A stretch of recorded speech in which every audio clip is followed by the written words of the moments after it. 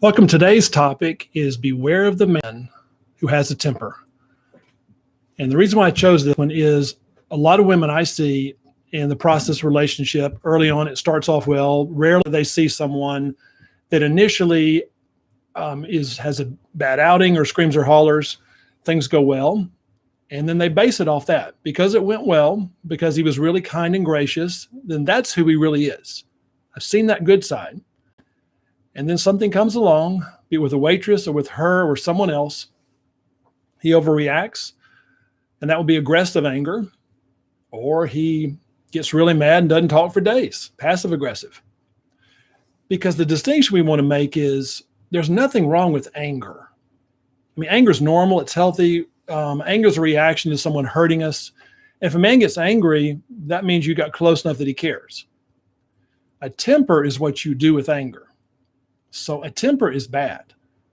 And when you see a man with a temper, even if it gets better, there's a couple of things I'm looking for.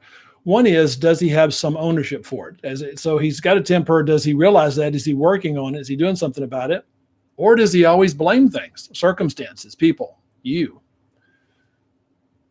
The other is when he's angry or when he has a temper, what does he do with it? Is it something that you can live with? Some women, maybe men too, the idea of someone raising their voice is just can't stand it, never can't. And that's not necessarily good or bad. They just don't want to do that. That's just too familiar. Others are like, gosh, just you can talk to me, but just don't ignore me. Don't ignore me. That's the worst. Don't ignore me. And that's more of a preference for you. The concern is thinking that if he loves you enough, wants to get to know you enough, and that he doesn't, if you're enough, then that will go away. And it won't. It might get better at times. It might improve somewhat. But a man that has a temper, what he's learned to do is use that to get his way, to blow off steam. And that power that he has, that men has, he hasn't learned how to harness it. That's what men do, is when in doubt is we go to power. If it's one man to another or one kid to another, someone may stand up or defend themselves. We may talk loud or yell. Power is what men go to. And the men can overuse it. Power is a good thing. I know now, in some circles, men with power is a bad thing. Power is not a bad thing. The misuse of it is. And a man with a temper misuses it, and he goes to it too quickly. In fact, one of the things early in a relationship, excuse me, is when a man is with a woman he loves, and even if he knows this, he gets upset with her and mad with her, you can't use that power thing with her. I'm not saying it's good to use it with men, but at least with men, if we're, there's a certain respect that if this gets out of control, we might get in a fight. Now, that's rare. I mean, men don't usually fight, but that's an option. I mean, growing up for men, we just kind of grew up with this. And you realize that with a woman, it's just not an option. Again, not that you want to fight her. So I'm not saying fight, but that you can't just use that power thing. That's not enough. And that is scary when a man gets close, because the thing he's always been able to go to doesn't work with her, which is one of the reasons why when men get frustrated, they say, I don't want to talk about it. You're getting on my, they wouldn't say this, you're getting on my nerves, you're overwhelming me, and so I can't make you stop. You want me to talk more. Because I can't get you to stop, I feel like I'm trapped in this loop. And so I'm just going to detach. Because in that moment, it's either detach or go to power. Most men detach. And they pull back and they kind of go inside. The ones with tempers don't. They do let it build up, and then they act out in bad ways. So beware of the man with the temper. Meaning if you think it's going to change, it may change some, but the core of it most likely will not. And what's a temper sometimes is a little relative. It's also what it is you can live with your style. Again, usually there's a predominant style, someone that's loud when they're upset, or someone that just kind of goes inside. And that's not a right or wrong. The second part is, that's more of your preference. So then after this, we go to questions.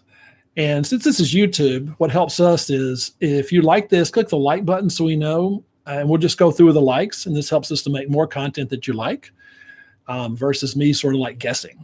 So we want to do this with you in mind. So let's do the first question. Let's see. And if you want to ask a question, you can go to relationshipheadquarters.com, and there's our email, and that's where we take questions from folks before this. Elise says, I would like to know, after a breakup, how do I cut the emotional connection, the attachment, and the hope I have of him coming back as the man I want? We both loved each other very much, but he is just stuck, hiding behind fears, friendships, some history if you need. Relationship, 1.5 years. We lived in different cities. He has commitment issues, fears, puts his female friends in between our relationship, tells them I don't believe in men-women friendships, but I loved him deeply. We had an instant connection. We were very close until the end. I believed his words when he told me he wanted the same thing and that he's working on himself. He just needs time. But then he gave up, returned to his old ways. So first, I'm sorry. How do I cut the emotional connection? So the emotional connection, like anything else, it stays there because you feed it. And I'm not saying this is easy, but when you feed it and think about what if and possibilities, daydreaming, that keeps it there. And so I can say simply, stop thinking about him. If only it was that simple. But that's why time usually does it, because usually over time you get tired of doing that. I mean, over time, you've thought about it once, twice, 40 times, 50 times, and that's what helps. It's part of grieving, what helps us get over something. What I think you're doing, if I was sitting talking with you, with your permission, as you were telling me all the wonderful things, I would be using the word and. And you would say, we're wonderful, he's great, and all this, and I'd say, yes, all that's true. And tell me again about his fears of getting close. And what would probably happen is, I'm guessing, is you would mention the fears and you would say those as though they were this small thing to fix, like a screw that was loose, if we could just tighten it, or something to file off, or perhaps just a little small thing to remove, because the good qualities in him are so encompassing and are so wonderful that that's who he really is. Gosh, if we could just get rid of these bad things. And with your permission, what I would say to you is he's both. He's both, which means we have to do both. Because I don't doubt the good things are really good. It's that those fears, and again, I don't know him, is that the choice is you can let a woman come close, and if you do, she'll hurt you. She will. She'll hurt you. Maybe not on purpose, but she may say the wrong thing, or she may turn away when you don't want her to. She may have a difference of opinion. A woman is three-dimensional. She's going to hurt you if you let her get close. Anything will. A child, a pet, especially a woman. Or he can focus on safe.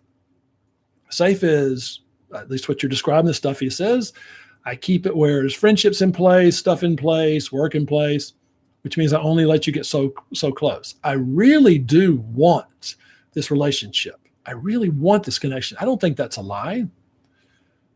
But the concern is, I think what you found out, at least right now, is there's more of a fear of getting hurt than there is a fear of being alone. And I would love to tell you how to fix that. I mean, we've got programs that are geared toward that, especially the bonding stages and our tension class. But even those, what they tend to do is magnify what's inside of a man. I mean, it's not in a bad way, but it's trying to let him experience what's the consequence without you. Because there are times I hear this where a man does leave like this, and then 6 months, a year later, they reach back out and they realize, oh, I really miss you. And a lot of times the woman's done. So the purpose of those programs is to have the man experience that before, he comes back to reality and says, I really miss you. But if we can help, let me know. But that's the why. How do you do it is a reminder of the other parts, besides just the wonderful stuff, and the other stuff too. It doesn't mean you have to rag on him, but that's generally what I do with folks that's worked. All right, I know it says how looks like feminine energy after months of dating to a man. I never texted and called him, never let him know he will be happy to receive sometimes too. And sometimes I feel like I would like to call him. He invites me to many things, to dinner.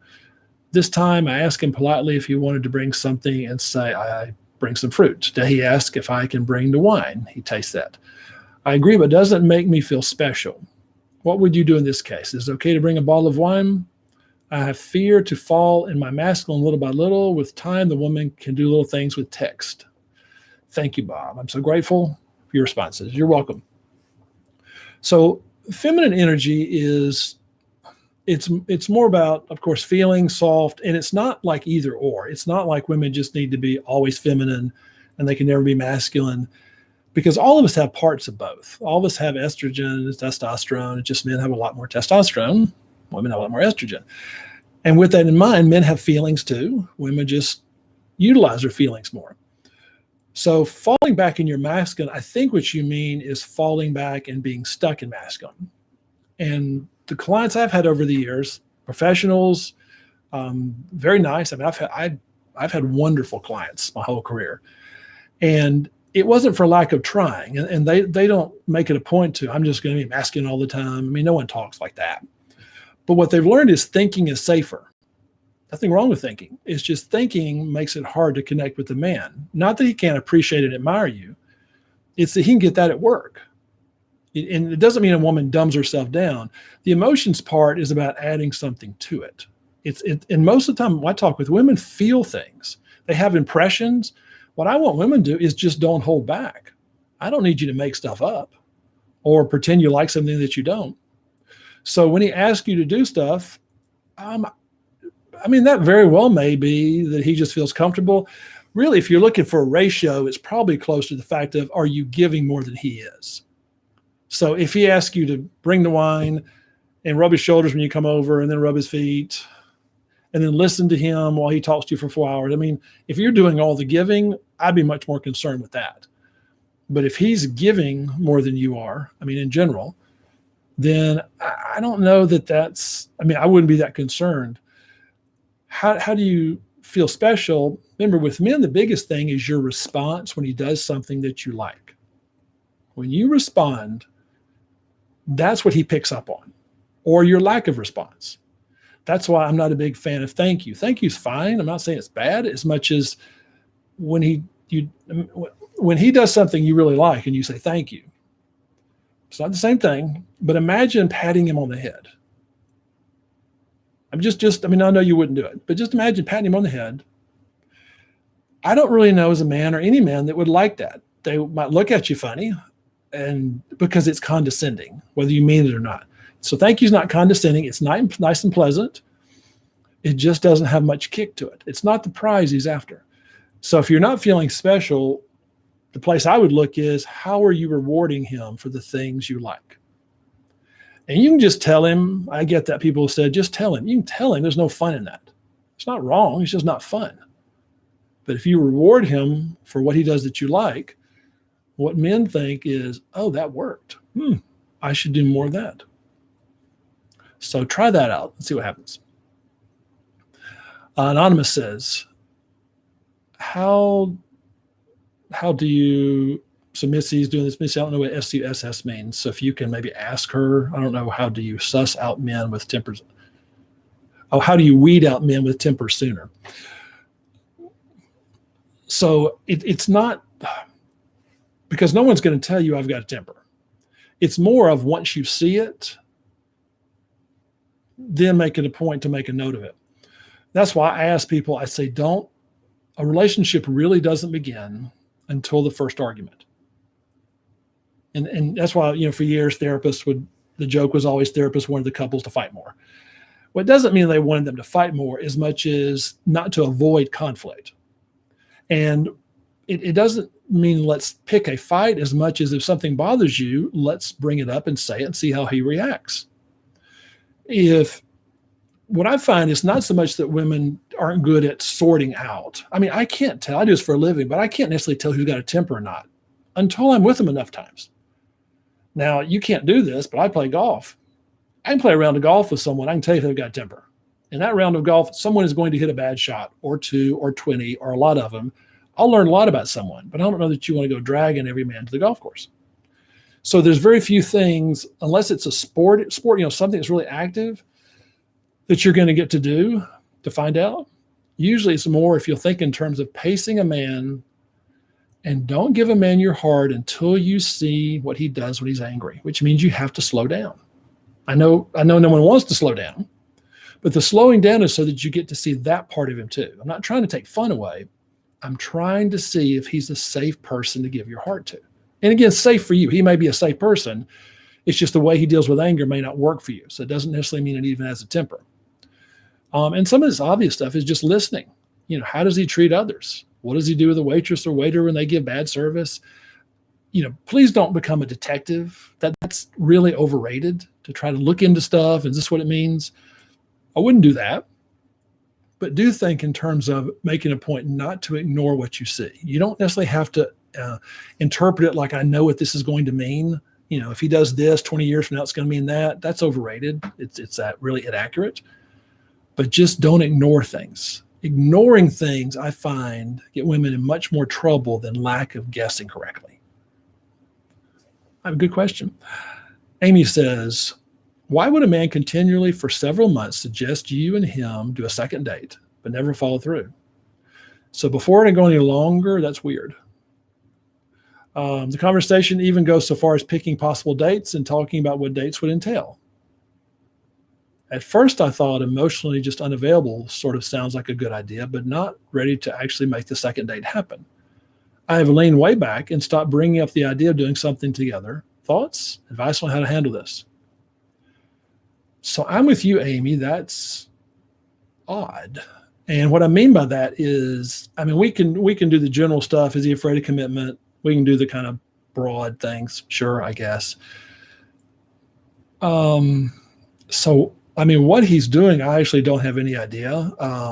Apparently there's enough there between you and him that he thinks about the idea of a second date. But I'm with you. It's not hard. It's really not hard. Even in COVID, when it was difficult, it's not that difficult. I've had clients where we talked about one of the dates was they went to look at cars. It was just something fun. It was outdoors. Everybody could stay at a distance, at night when the lot was closed.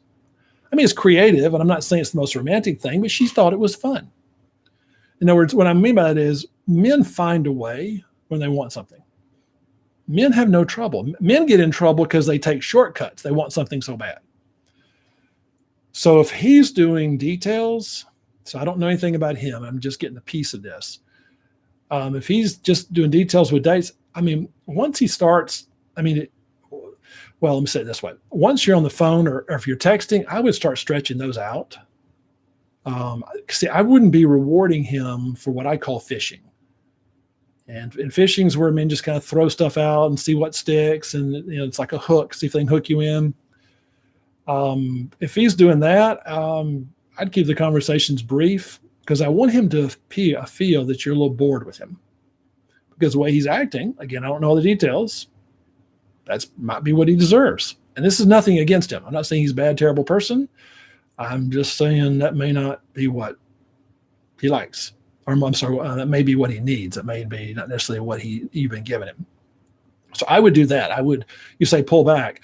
What I mean more specifically with that, and if you're not doing this, is I wouldn't be on the phone with him nearly as long. Once he starts doing details of the date, you say, whatever, something. You say, that's nice.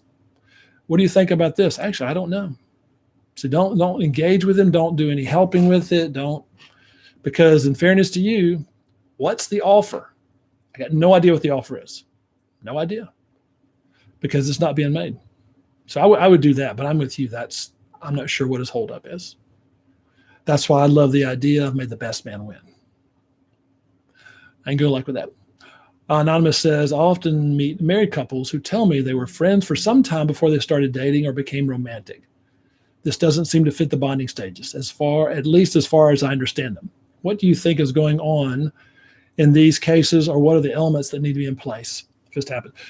So usually couples where, they were friends, that wasn't most of the time. That's not that they've got this plan. They're friends and either they plan to be romantic. It's more like they're friends and they didn't really notice each other. It's rare for them to be like really close friends and that happen. Part of the reason why is, I'm generalizing, but for men and women to be close friends, there's a barrier in place. There's a barrier, and usually the barrier is one of the two likes the other one more than the other one. A lot of times it's the man that likes the woman more than the man. And so if they're friends, this is my guess, and it becomes something more, it's at some point something turned in the woman. She looked at him differently. He rescued her puppy. Something happened. And she actually saw him in a different light, that he was actually a potential. I actually could have feelings for him. So that's my guess is what happens, because with the bonding stages, especially men's bonding stages, it's a progression, but it starts with where there's attraction, where there's interaction, where there's that spark. So when they're friends, they're not in the bonding stages. They're just, there's that built-in wall, there's that buffer, and that buffer enables them to go on for years if need be. I've had a friend, and I've known her since I was 7. Her mom and my mom are good friends, and honestly, she's always been like a sister, like literally. So that's not like a buffer I put in place. It's just there. That's just the way I see her, the way she sees me. And it could go in that way, and it will the rest of our life.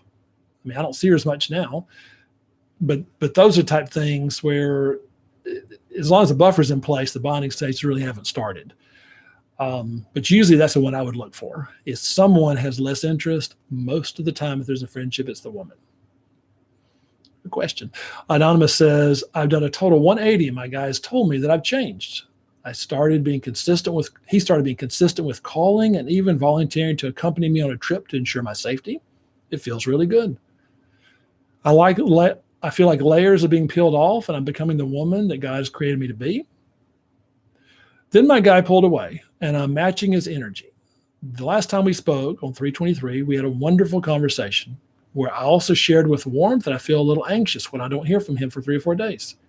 He told me that he would make himself available for me, and that's the last time I heard of him. I know you have stated that when a man starts to feel, his negative emotions are stirred up as well. Can you talk me through this process? So I probably can't do all that in this format because I actually need to know a lot more details. So I don't know what's going on. You didn't say anything, so I'm assuming he's not mad about something. I'm assuming that. So usually when we have an overreaction, men or women, but we'll say men in this case, when there's an overreaction from men, which gets into a temper, which gets into sulking, it hit a nerve, and I'll try to go a little in depth. And what happens is there's a part of his brain that it feels familiar. And because it feels familiar, his brain says, woo, last time we felt this, someone ended up hurting us. But all this happens in like half a second. And it doesn't go to the front part of the brain. It's the back part. It's that primitive survival part. And what happens is when a woman gets close and she makes the man feel, we know that when you start to feel all your emotions, all of us. None of us get to pick just one. We don't get just to pick happy, ignore the rest of them. Because if you numb off the feelings you don't like, you end up putting numbing quality on the ones you do. And so when a woman gets close, a man starts to feel, which means all of his feelings start to rise up. And it doesn't mean like he feels them all at the same time. It just means they're close to the surface.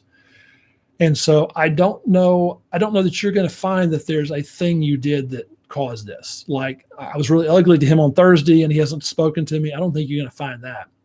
My guess is, I'm guessing, it's an accumulation of what's been building up. You make him feel, and then once you make him feel, all of a sudden this doesn't feel the way he thought it would, or it doesn't feel as exciting as I always thought it would be. The woman I love is going to make me always feel excited and never have a doubt and never complain, which of course is impossible and ridiculous. And I don't think he's going to say that out loud. And then it gets to, why am I not feeling? Or Ben says this a lot of times, my feelings aren't strong enough. I love that one. My feelings aren't strong enough because of that. And instead of trying to talk that out with you, I don't think he knows the answers. So I don't know anything about his past. If he was my client, I would be asking about it. I would wonder, where's that coming from? Because if he was telling me she's this and she's that, I noticed her smile's this. And I go, the same smile you told me was really amazing for the past 4 months. Now all of a sudden something's wrong with her smile. And I'm asking that question just to see if he's even remotely able to do insight. Because if someone says, Yeah, that smile. It's just that he totally missed what I was getting at. You see it, but I don't think he does. So that's what I think's going on. Usually, for those that have done the How to Getting Back program, usually, and most getting back programs are like this, there's a period of time that me and everyone else that's created one, what we're after is we need to let the man calm down, because when he pulls away, his shield goes up and his guard goes up. And if you try to jerk that down with the man or coax it out of him, come toward me, lower the shield, talk to me, the shield just reinforces while the shield's up. It just stands there guarded. So we give him space, because holding that shield up is tiring. It wears on a man. And that's why after a certain amount of time, it usually goes down. Now, I know the fear is if I don't talk to him, he'll forget me. So to the ladies I'm speaking to, ladies, men are a lot different with men in this regards. We don't need nearly as much constant affirmation or nurture as women do. So if I'm talking to a man, I would never tell a man to leave her alone. Never. I mean, maybe for a day if she's mad, but I would say you need to call her. She says she's mad at me. Call her unless she tells you, don't call me again or drop dead. Don't leave it for weeks. Call this week, call her next week. Just, don't try to pressure her. I wouldn't tell that to women. I don't. I say he needs space. He's not going to forget you. Men are not like that. Once you've gotten close enough, once you've had an impact on him, that tends to leave an impression. So if I can help, let me know. I'd love to. You can reach out and contact Missy or go to relationship headquarters, but I deal with that all the time with someone. Harmony says, I've done a total 180. Oops, I'm sorry. That was a duplicate. Let's see. Susie says, here's my question. Hope it can be answered among the first ones, as I will be on lunch hour. I'll do my best. What is it you do when he is growing through the disillusionment stage? And how long does it take to go through these stages when your older kids are grown and gone? So she's talking about stage 3 in the bonding stages. What to do if you go through there. I give you some suggestions, sort of just guidelines. But remember, the core part of it is that he has to go through it. So instead of trying to help him avoid it, because disillusionment is where the woman goes from this ideal person, never complains, never whines. I mean, but it feels like that to them. Never complains, whines, argues, anything with a negative connotation, to all of a sudden she has an opinion, or she disagrees with me, or why would she do that? Or and that's just where it goes from 2-dimensional to 3-dimensional. She's now just not this ideal, like in stage 2 when everything's perfect. Everything you do, you smile, you tilt your head, you wiggle, everything he just loves. Well, that can't last. It's part of the bonding sequence. It can't unless you're going to keep him at a distance. As he gets closer, he's going to see more of you. He is going to be disillusioned, which doesn't mean he doesn't love you. It means now all of a sudden I switch from an ideal to an actual person. And that's what's happening in stage 3. And how long does it take him to go through them? It's not so much the age. So, I mean, it's not a lot different between someone 50 or 60 versus someone 30 or 40. There's probably a difference in their 20s, mainly because in your 20s, you're just fighting for survival, career, figuring out what you're going to do. And there's just so many changes going on. But usually once you get 30s and beyond, it's not a lot different. It's how long it takes is more about the man and the issue. In other words, how scared is he? How guarded is he? So if there's a man that's been divorced, let's make up something, 4 times, and he just does not want to get hurt again, he's going to be a lot harder because his way of interpreting stage 3 is going to be, I'm never going to get hurt by a woman again. I'm never going to. And he's more concerned with safety than he is intimacy. So that man could go on and never do it. Usually, if I have to measure, it's more like the degree of injury, and not that you can ask him this, but more scar tissue, the longer it takes to break up. And it's sort of his journey, and some of it's depending on you too. I'm not saying this is fair, but if you were to put a lot of pressure on him to tell me what's going on, what can't you explain to me? Why can't you make up your mind? Because he can't. He doesn't have the words. He cannot reassure you in stage 3. I mean, he can, when he starts trying is in stage 4, but stage 3, it's not about you being prettier or more lovely or nicer. That's not it. And see, that's what scares him, because in his mind, that should make him feel wonderful. Where are these doubts coming from? Where are these fears coming from? Because and then he starts grasping. It's I'll make up stuff, her nose, her ears, or we argue too much, whatever. And what the tendency is, the reason why I created the bonding stages is that, and it's easy to do, women react to that, to react to what he's doing and thinking that's the problem. It's not the problem. And he's telling you that's the problem. It's not the problem. So if you go through that, Susie, you'll see with the suggestions I had, and try those, because it's more about how you respond during those things, more so than what you do. And that may be the same thing, but hopefully that helps. Angie says, I'm a woman in a long-term relationship with a man exclusively. We don't live together. He has voiced that his biggest fear is losing his lifestyle. Ability just to chill when he gets home for a long day, as well as not losing his stuff. He says, it's clear that my timeline doesn't match his. I want to rotational date. I don't want to rotational date. What to do? So what to do is pretty simple, but I don't know that it's easy. So my rule of thumb is always may the best man win. That's easy for me because this is not, I don't love or know the guy you're talking about. So it's easy for me to step back and say, yeah, may the best man win. But what I'm after is when a man is worried about, I'm going to lose my lifestyle, I'm going to lose my belongings, I'm not used to hearing that, or lose my stuff. It's pretty and lovely and amazing. That's all a woman can do. And that's a lot. I mean, if that's not enough, I don't have a double pretty pill or a triple the amazing wand, and nor is one needed. Because if that's not enough for him, he's more worried about that. I don't know him, but in general, I don't know that a man would, my fear is he's taking you for granted.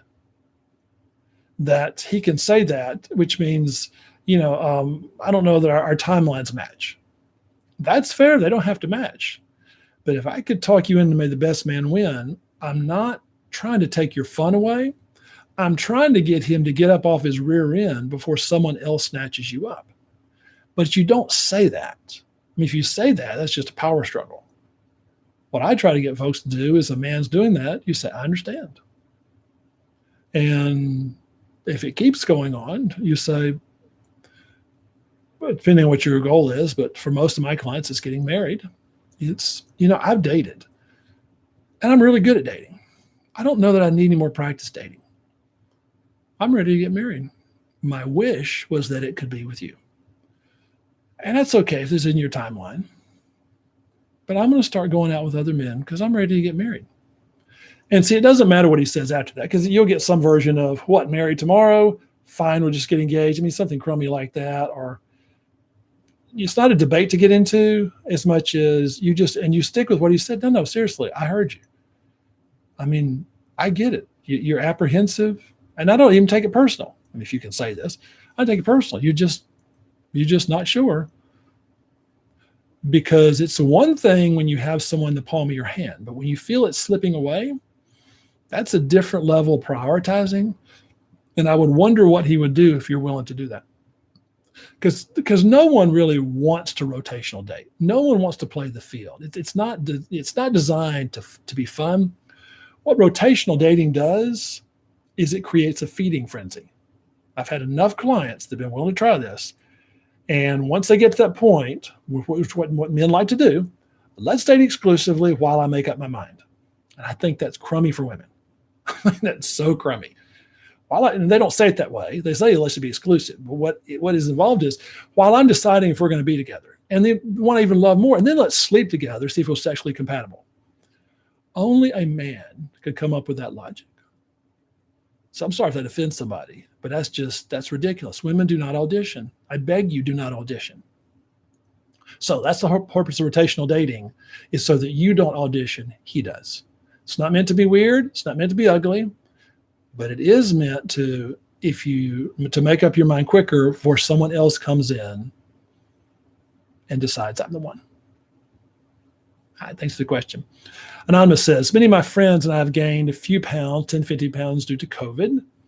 I've heard before that men really struggle with women gaining weight. Many women fear a few extra pounds will affect a man's attraction. Can you share any insights on how men view weight gain? Any tips on how to navigate this in a feminine way without killing attraction? So one is, this isn't what you're asking, but I'm going to start with the simplest. The weight gain to me is more about what do you want to weigh and what else is going on. So if 10, 15 pounds extras, that's fine, then that's a different path than the 10 or 15 pounds bother me, because it bothering you is what part of what he's going to pick up on. Because 10 pounds, ladies, I promise you, 10 to 12 pounds, men don't notice that. I mean, I know there's some men that do, but 10 to 12 pounds, we just don't. What men notice, one is the proportion. So like, if a woman's curvy or thin, whatever, it's the proportion men notice more than anything else, but also how a woman feels about it. And that's why if it bothers you being 10 or 15 pounds overweight, he's going to pick up on that being bothered more so than the actual weight. So what bothers men is when women say, just, I'm going to weigh what I weigh, and he's just going to love me no matter what, but they don't take care of themselves. I mean, I can reverse this because I've got women in their 50s and 60s are clients. And one of the things they say is I don't like it when a man's just let himself go, because it's not just a vanity thing. Even if it is vanity, that's not the only thing. This is someone I'm going to spend my life with. And I'm worried if they don't take care of themselves. I'm worried their reflection on me. So probably more of how you feel about it is going to be a bigger issue. But if it's just strictly the 10 to 15 pounds, I don't think men are going to notice that as much as you think. Because I've had clients, I would say week after week, and they would come in and, whatever reason I've gained so much. I really wouldn't have noticed this. Now, once they said it, okay, maybe I could see it. But I'm a client. They're my client, so I'm not looking the same way. But just as men in general, they're not going to go, gosh, that 2 pounds on the nose, gosh, 3 pounds on the hips. I mean, men don't. You're giving us more credit probably than we deserve.